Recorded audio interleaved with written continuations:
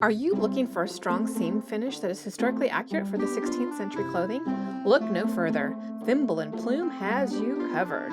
Stay tuned as we walk you through 5 simple steps for creating a flat fell seam. Hello, I'm Lelena, and I am one half of Thimble and Plume, and we are longtime historical reenactors with an interest in German Renaissance clothing. And this channel is our way of sharing the things that we have learned over the years of creating clothing. The flat fell seam is a very strong seam that can be used to finish all sorts of fabrics. It's great in unlined garments and any garment that's going to be under stress, like bodices or crotch seams. It's especially great for fabrics that tend to ravel and fray, since the cut edges will be protected by the seam itself. It's also one of the faster seam finishes that you can employ because you're sewing down both edges of the fabric at the same time. All right, let's get on with it. So the first thing you're going to do is sew along your seam line just as you would any other seam. You can use a running stitch, you can use a back stitch, you can use a running back stitch, whichever suits your purpose, and also whichever is best for the amount of stress that the garment itself and that particular seam is going to be under. For purposes of demonstration, I'm just going to use a running back stitch.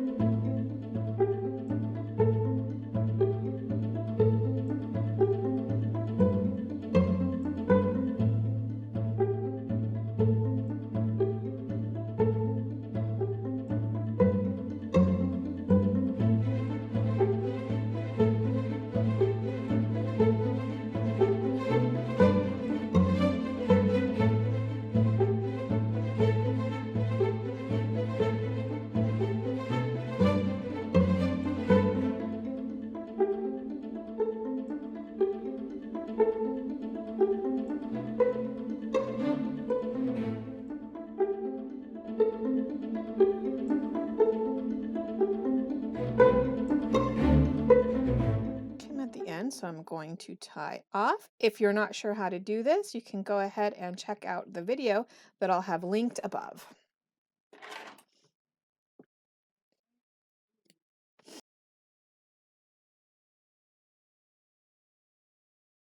Next thing we're going to do is we're going to press our seams. First, we're going to press it open, and then we're going to press the seam allowances to one side.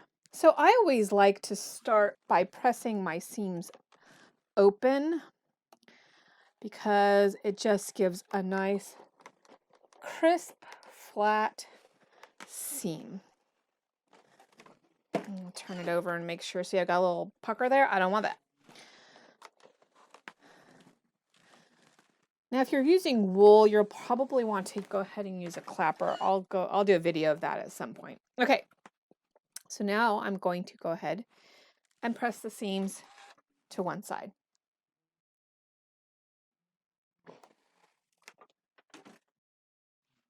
Okay, so that's all set. So our next step is to trim the seam allowance, and what we're going to do, because we're going to be folding one of the seam allowances over the other, so we have to cut one side shorter. I'm going to cut the side shorter that is resting against the fabric. I want to go ahead and cut this seam allowance here, the one that is closest to the body of the fabric. I want to go ahead and cut that down to about 1/8 of an inch.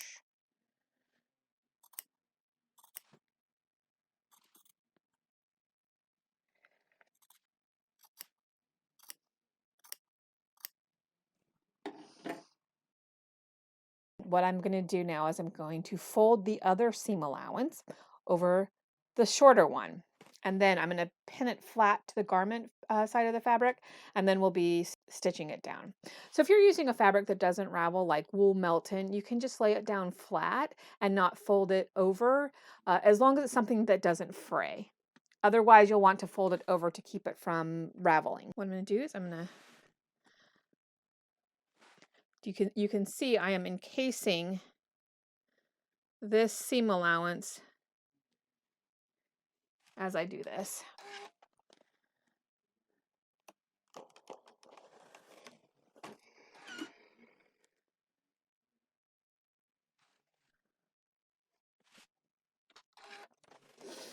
I like to press it because it just really makes it easier when it comes time to stitch it. For the final step, what we're going to do is we're going to secure everything down by whip stitching that folded edge to the body of the fabric. As I do this, I want to take a small bite out of the body of the fabric because I don't want huge stitches showing from the front side. I have it secured here. What I'm going to do is I'm going to go up and I'm going to hold my needle so that it is perpendicular to the fold. And you can see in here, I am taking just really one thread from that main body fabric. Then I'll be going into the fold of the seam.